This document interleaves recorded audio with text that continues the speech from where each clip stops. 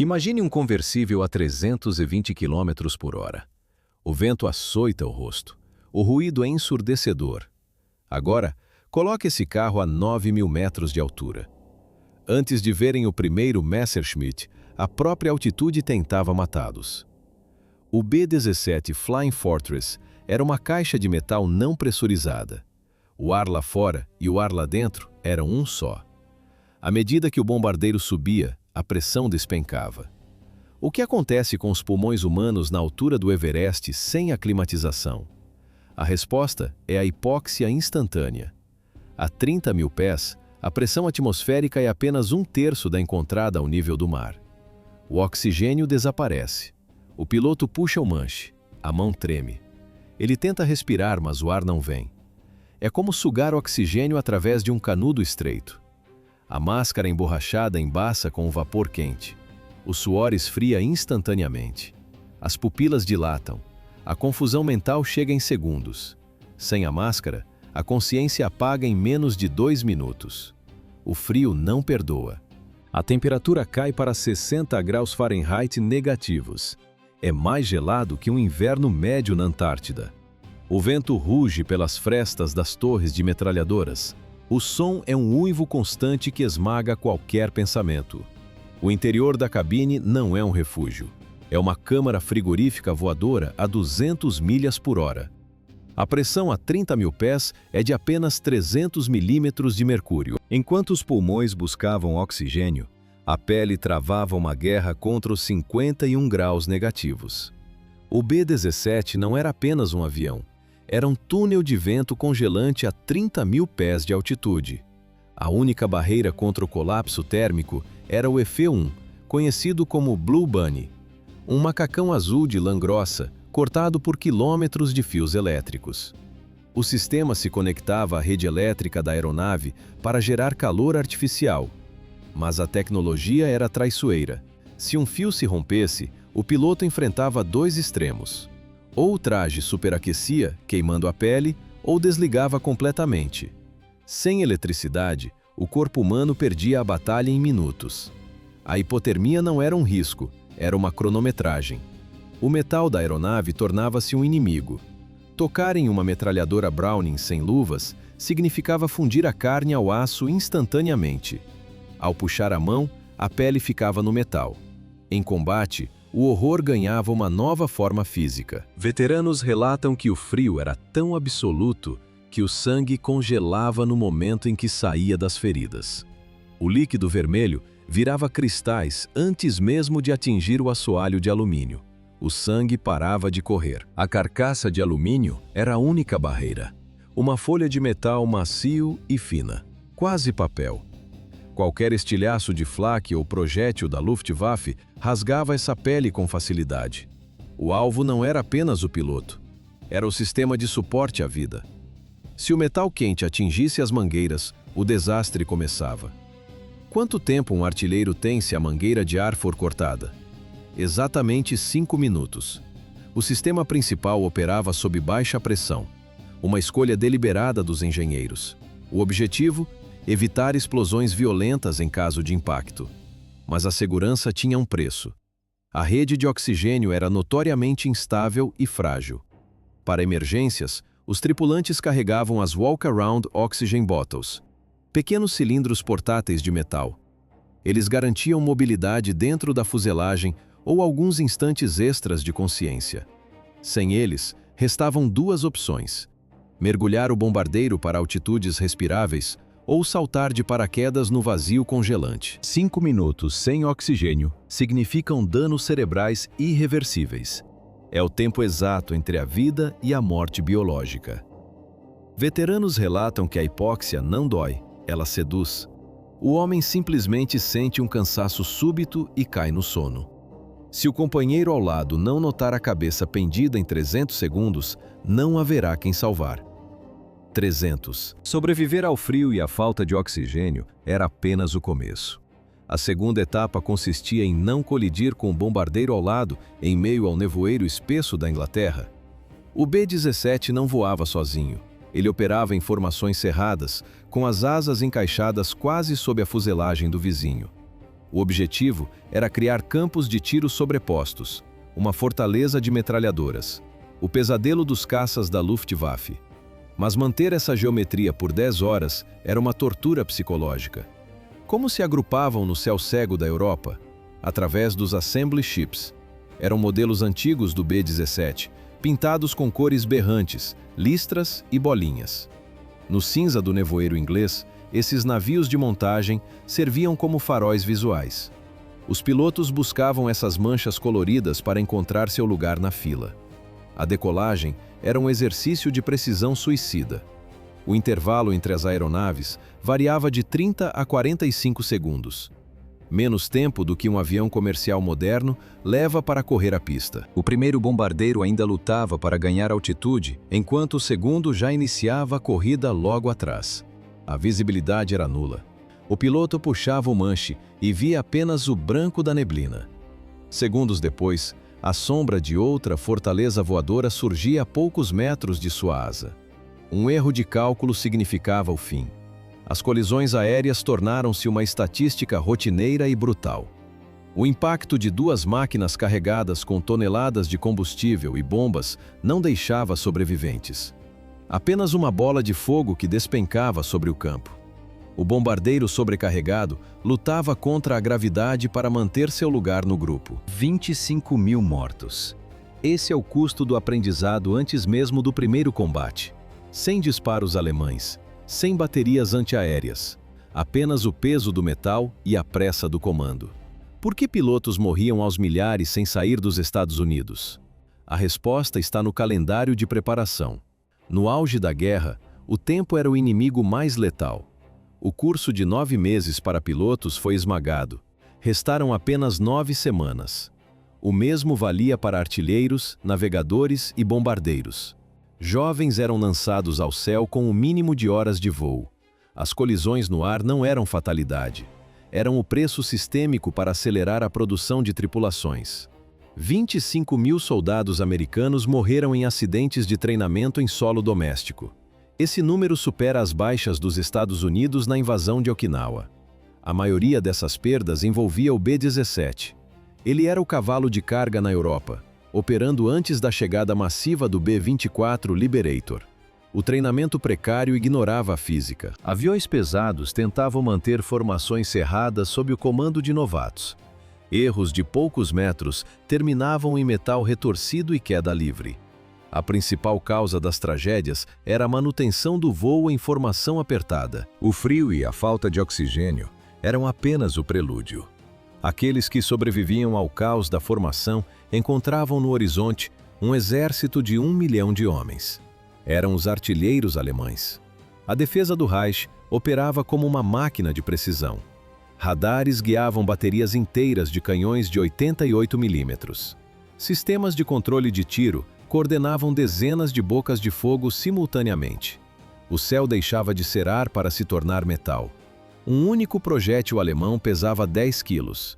Isso equivale ao peso de 2 tijolos padrão, mas recheados de explosivos de alta potência. Quando a espoleta detonava, o aço se transformava em estilhaços incandescentes.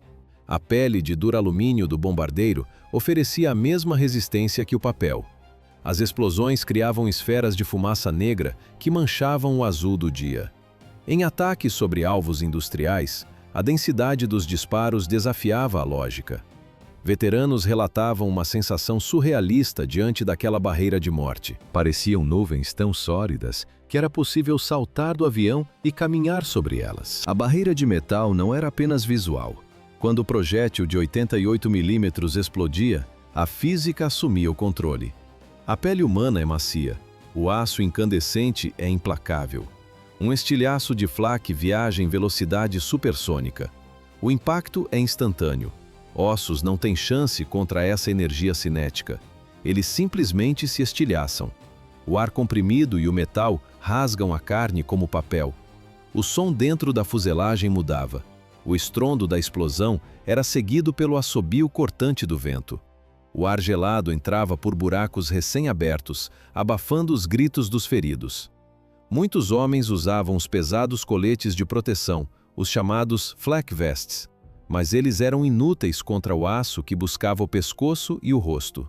Imagine a cena no posto do artilheiro lateral. Um flash de luz. O estilhaço atravessa a parede de alumínio. O companheiro ao lado desaparece em uma névoa vermelha. Em segundos, o interior da fortaleza se tornava um matadouro a 7.000 metros de altura. Decapitações eram comuns. Corpos cortados ao meio pelo impacto direto eram a realidade dos diários de voo. O Boeing B-17 ganhou sua fama pela resistência, mas o preço era pago em sangue. Vimos aviões retornando com seções inteiras da cauda faltando. Máquinas que voavam com apenas um motor funcional, desafiando a gravidade.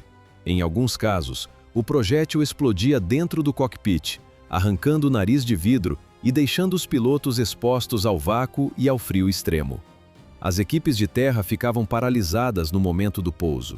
Elas observavam bombardeiros com buracos onde deveriam estar homens. O avião pousava, a porta se abria e o que saía de lá não eram apenas soldados, mas sobreviventes de um massacre físico. O choque nos olhos de quem esperava na pista dizia tudo. Uma fortaleza voadora era um alvo gigante. Um Messerschmitt era um predador veloz.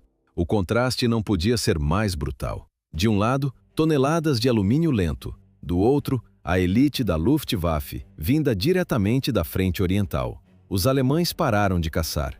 Eles começaram a abater. Pilotos experientes traziam o Messerschmitt Bf-109 e o Focke-Wulf 190 para a zona de morte. Por que os equipagens temiam tanto o ataque frontal? Porque o nariz do B-17 era um ponto cego de vidro e carne. Os alemães perceberam a falha. Eles mergulhavam em rota de colisão direta. O artilheiro via apenas um ponto crescendo no horizonte. Faíscas saíam das asas do caça. Eram canhões de 20 milímetros disparando em sequência. Um único impacto transformava o cockpit em um moedor de carne. Estilhaços cortavam mangueiras hidráulicas e rasgavam o peito dos pilotos. O controle morria antes mesmo do avião cair. As primeiras versões britânicas eram quase indefesas. Poucas metralhadoras calibre .30. Era como tentar parar um trem com pedras. A resposta veio com o modelo G. 13 metralhadoras calibre .50 espalhadas por toda a fuselagem. Em resposta ao desespero, os engenheiros instalaram torres de tiro frontal para tentar selar a fenda no nariz do bombardeiro. Uma metralhadora no nariz não resolve o problema se o tambor estiver vazio. Uma única unidade de tempo definia a sobrevivência no ar: 60 segundos. A munição para as metralhadoras calibre .50 durava apenas 1 minuto de fogo contínuo. O peso do chumbo limitava o estoque. Depois disso, o silêncio. Quando os enxames de caças alemães atacavam, as fortalezas rapidamente se tornavam carcaças ocas e indefesas. A estratégia de voar em formações cerradas ruiu diante da realidade. 2.400.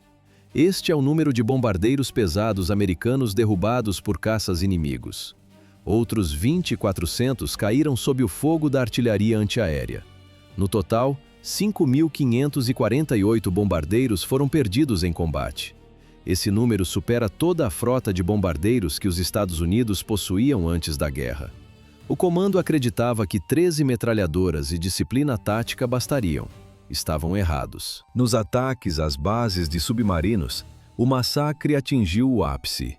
Em missões individuais, os B-17 enfrentavam uma taxa de perda de 20%. Para sobreviver, as fortalezas precisavam de escudos.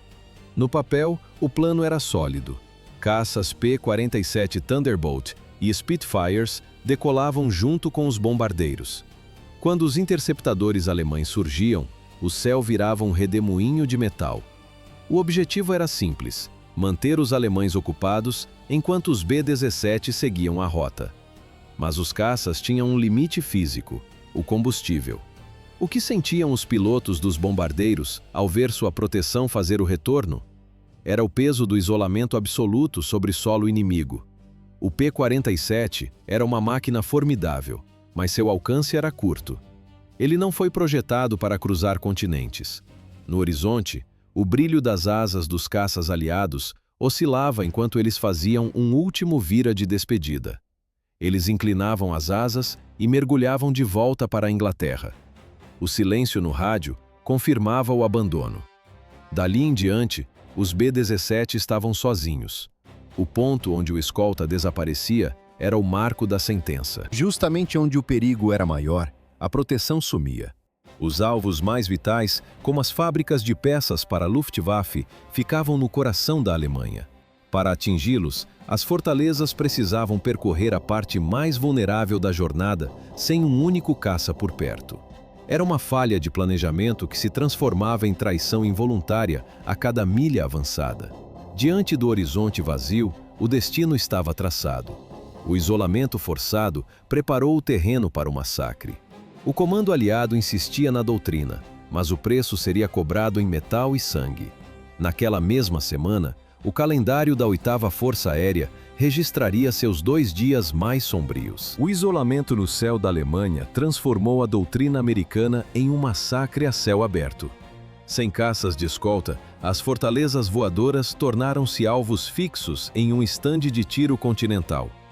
17 de agosto de 1943. O plano previa um ataque duplo contra Regensburg e Schweinfurt para confundir a defesa alemã. Uma força bateria nas fábricas de aviões e seguiria para a África do Norte. A outra bombardearia os rolamentos e retornaria à Inglaterra. O clima destruiu a sincronia. As ondas de bombardeiros decolaram com horas de intervalo. Os radares alemães rastrearam o primeiro grupo isolado. 300 caças da Luftwaffe ganharam altitude. O céu escureceu com o fumo dos traçadores. Os pilotos alemães atacavam, pousavam para rearmar e decolavam novamente no mesmo dia. O som era um rugido de morte constante. O trovão dos motores Wright Cyclone misturado ao estalo das munições de 20 mm perfurando o alumínio. 60 B-17 caíram em chamas. Outros 90 voltaram tão retalhados que nunca mais voariam. 600 aviadores morreram ou desapareceram em poucas horas. Esse número superou as baixas dos fuzileiros navais na sangrenta invasão de Tarawa. As fábricas, reparadas em semanas. Apesar do desastre, o comando aliado dobrou a aposta. 14 de outubro de 1943, o segundo Quinta-feira Negra. Desta vez, 291 aeronaves avançaram contra os mesmos alvos. A recepção foi ainda mais violenta. 77 bombardeiros foram abatidos. 120 retornaram com as fuzelagens transformadas em peneiras. Outros 600 homens perdidos entre o fogo e o cativeiro. O custo humano tornou-se insustentável para a estratégia de bombardeio diurno sem proteção. O comando interrompeu imediatamente todas as incursões profundas em território inimigo. O hiato nos ataques profundos terminou com uma inovação técnica simples: tanques de combustível descartáveis. Presos sob as asas, eles transformaram o alcance dos caças. O P-51 Mustang agora cruzava a Europa. Ele acompanhava os bombardeiros até Berlim e voltava. Qual era a probabilidade matemática de um aviador retornar para casa? No auge da campanha, as perdas médias por missão giravam em torno de 8%. Em dias de massacre, o índice saltava para 30%. Com esse nível de atrito, a estatística era implacável. Apenas 1/3 das tripulações tinha a esperança de concluir o turno de serviço. 25 missões. Esse era o contrato original com a morte. Depois, o comando aumentou a exigência para 30. Depois, 35. O Mustang reduziu a ameaça dos caças alemães, mas o céu continuava saturado. A artilharia antiaérea, o Flak, nunca recuou. Estava lá até o último dia da guerra. A eficácia do bombardeio é um debate de ruínas. Dizem que a campanha encurtou o conflito em 1 ano. O preço foi a destruição absoluta e o extermínio de civis. Para os homens no ar, a sobrevivência era uma loteria viciada. Apenas 38% dos aviadores completaram seus turnos. O restante foi engolido pelo metal e pelo fogo. A infantaria na Normandia tinha chances maiores de sobrevivência do que um tripulante da 8ª Força Aérea. O esforço aliado seguiu adiante, ignorando o colapso nervoso dos homens. 26 mil aviadores morreram em combate. 28 mil foram feitos prisioneiros. O paraquedas abria, o terror começava. Para muitos aviadores, O salto era a transição de uma guerra tecnológica para uma carnificina medieval. A expectativa era o isolamento do campo de prisioneiros. A realidade foi o linchamento em praça pública. O solo alemão não era um refúgio, era um território em chamas. Milhares de bombas haviam apagado cidades inteiras do mapa. As famílias dos civis estavam sob os escombros. A propaganda nazista alimentava o ódio, rotulando os americanos como Terrorflieger, aviadores do terror. Quando um tripulante de B-17 tocava o chão, ele encarava as pessoas que acabara de tentar matar. O ar cheirava a queimado. Vinha das roupas dos civis que cercavam o paraquedista. Eles não esperavam pela escolta militar. Eles queriam vingança imediata. Cerca de 1000 aviadores aliados foram linchados por multidões enfurecidas antes que a Wehrmacht pudesse intervir. Em Rüsselsheim, o horror ganhou rosto. Uma multidão interceptou 8 tripulantes capturados. Usaram pedras e pedaços de pau. 6 aviadores morreram ali mesmo, no meio da rua. Após a guerra, tribunais tentaram punir os responsáveis. Soldados e civis sentaram no banco dos réus. Mas as provas haviam sumido com as cinzas das cidades. Poucos receberam sentença. Para quem escapava da fúria das ruas, o destino era o Stalag Luft. O campo de prisioneiros era um teste de resistência lenta. A comida era escassa, o frio constante. Ferimentos graves do salto raramente recebiam tratamento adequado. 1.300 tripulantes capturados morreram no cativeiro. A fúria das multidões nas ruas alemãs não surgia do nada. Ela era alimentada pelas cinzas que caíam do céu. Para quem estava no solo, o B-17 não era um adversário militar. Era o apocalipse. A estratégia mudou. O alvo não era mais a fábrica ou a base. O alvo era tudo que fosse alemão. Os aliados despejaram 1.600.000 toneladas de bombas durante a guerra. Quase metade desse peso saiu dos porões do Flying Fortress. 640.000 toneladas de metal e fogo. Por que queimar cidades inteiras que não tinham importância estratégica? A tática era o bombardeio em massa. 1000 bombardeiros sobre uma única cidade. Eles misturavam cargas de alto explosivo com bombas incendiárias. O objetivo era criar a tempestade de fogo. Primeiro, as explosões quebravam telhados e janelas. O oxigênio entrava. Depois, os bastões de magnésio iniciavam milhares de focos de incêndio. As chamas se fundiam em uma parede única. O calor sugava o ar das ruas com a força de um furacão. Sobreviventes descreveram um som constante, um rugido grave e mecânico. O barulho de um trem de carga infinito atravessando o centro da cidade. Os números esmagam qualquer tentativa de defesa moral. Em Hamburgo, 40.000 civis morreram em 10 dias de ataque contínuo. 40.000 mortos. Isso supera todas as baixas civis da Grã-Bretanha durante todo o Blitz alemão. Em Dresden, foram 25.000 mortos em apenas 72 horas. 4.000 toneladas de bombas em 3 dias seguidos. As mortes totais alemãs chegam a 800.000 vidas. 120 cidades foram riscadas do mapa. Ruas, praças e bairros inteiros transformados em pilhas de tijolos e corpos. O fim de uma civilização urbana. O que antes eram capitais culturais virou poeira sob as asas do B-17. 120 cidades deixaram de existir. Enquanto as cidades alemãs ardiam em tempestades de fogo, os tripulantes dos B-17 encaravam um abismo de metal e fumaça. O sinal de abandono soava. O piloto tentava travar o piloto automático. O objetivo era manter a carcaça de 30 toneladas firme por alguns segundos.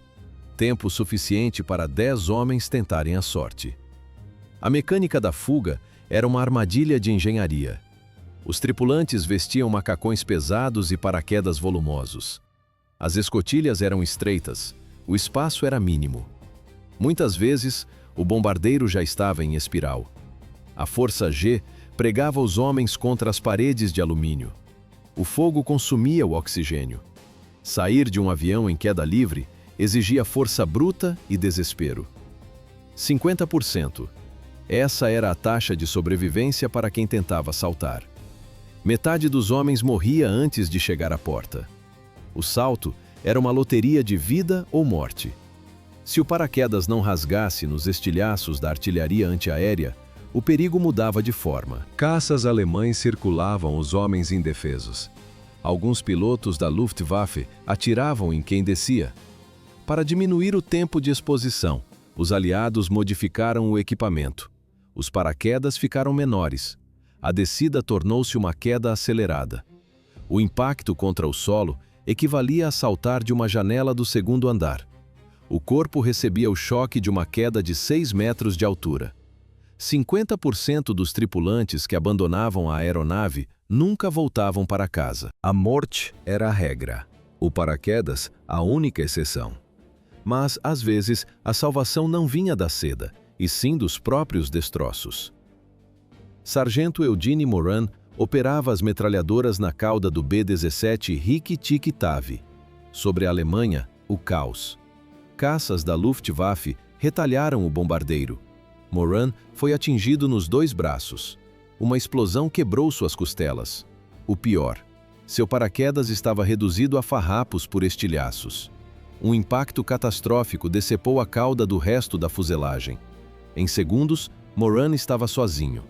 Uma cápsula de alumínio despencando de 20.000 pés. O vento assoviava cortante pelas fendas do metal retorcido. Ele caía a 30 metros por segundo. Moran parou de lutar. Relaxou o corpo e aceitou o fim. A estrutura atingiu um pinheiro alto. A árvore amorteceu a queda o suficiente para o impacto no solo não ser fatal. Soldados alemães chegaram aos destroços e recuaram. Moran ainda respirava. Ele tinha o crânio esmagado e ferimentos profundos. Um médico sérvio, também prisioneiro de guerra, cuidou dele com suprimentos quase inexistentes. 20.000 pés de queda livre. 18 meses em campos de concentração. Moran sobreviveu para ver a libertação. Em janeiro de 1944, o sargento James viveu o mesmo impossível. Seu bombardeiro, o Skip, colidiu com outra fortaleza voadora sobre a Grécia. A cauda se soltou. James caiu por minutos sem saber que estava separado do avião. O impacto foi absorvido por árvores densas perto de Atenas. Ele saiu dos destroços caminhando. Estava sozinho em uma montanha estrangeira. Pouco depois, monges ortodoxos gregos o encontraram e esconderam dos ocupantes. Alan McGee despencava, 20.000 pés de altitude, sem paraquedas. O sargento Eugene Moran teve a proteção de uma cauda de alumínio, mas ela não tinha absolutamente nada. O bombardeiro Snap, Crackle, Pop se desintegrava sobre Saint-Nazaire. O braço direito do avião foi arrancado por um impacto direto. Alan estava preso na torre de rastro, 4 pés de largura. O paraquedas ficava do lado de fora, na fuselagem. O que passa pela mente de um homem que cai 4 milhas em direção ao solo, sabendo que vai morrer? Ele conseguiu sair da torre, alcançou a fuselagem sob fogo. Mas o destino foi cruel.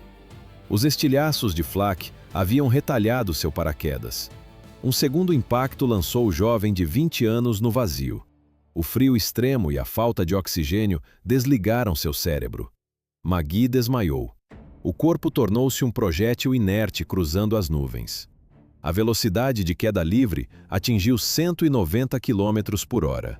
Lá embaixo, a estação ferroviária de Saint-Nazaire, o teto de vidro. O corpo atravessou as vidraças angulares. O som do vidro estilhaçando ecoou pelo saguão. As placas de vidro agiram como freios sucessivos, absorvendo a energia cinética antes do impacto contra o chão de pedra. Soldados alemães correram para o que acreditavam ser um cadáver. Encontraram um homem respirando. Alan tinha 28 ferimentos de estilhaços. O braço e a perna direita estavam moídos. Lesões graves no nariz e em um dos olhos. Os alemães ficaram em choque. O impacto deveria ter pulverizado seus órgãos internos. Ele recebeu cuidados médicos imediatos e sobreviveu a 18 meses em um campo de prisioneiros. Alan McGee viveu até os 84 anos. Made sobreviveu por sorte. O destino da tripulação do Lovely Julie foi decidido pela vontade. 15 de outubro de 1944. O céu sobre Colônia se torna um inferno de metal. Um impacto direto de artilharia antiaérea atinge o bico do B-17. O nariz do bombardeiro simplesmente desaparece. O sargento George Abbott morre no ato. Seu corpo absorve a maior parte dos estilhaços, poupando os outros 9 homens. Mas o preço é o caos absoluto.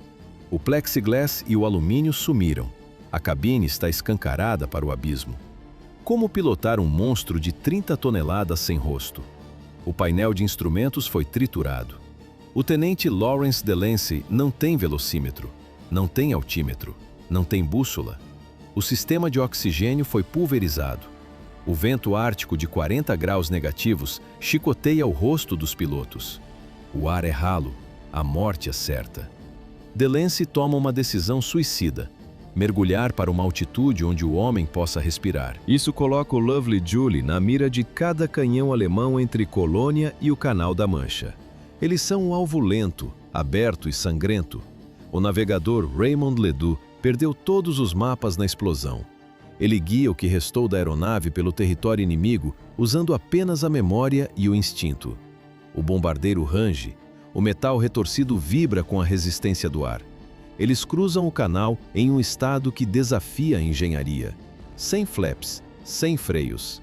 Delancey alinha a fortaleza ferida com a pista na Inglaterra. Ele toca o solo e para o avião sem matar o restante da tripulação. Pelo feito impossível, o tenente recebeu a Estrela de Prata. Perder o nariz de um bombardeiro é um pesadelo. Perder a cauda é uma sentença de morte. Mas não para este avião. A fotografia de 1943 parece um truque de montagem. O All-American voa entre as nuvens. Atrás da seção dos artilheiros laterais, a fuselagem simplesmente termina em um rasgo. O estabilizador traseiro está pendurado por tiras de alumínio e restos do piso. Como isso ainda está no ar?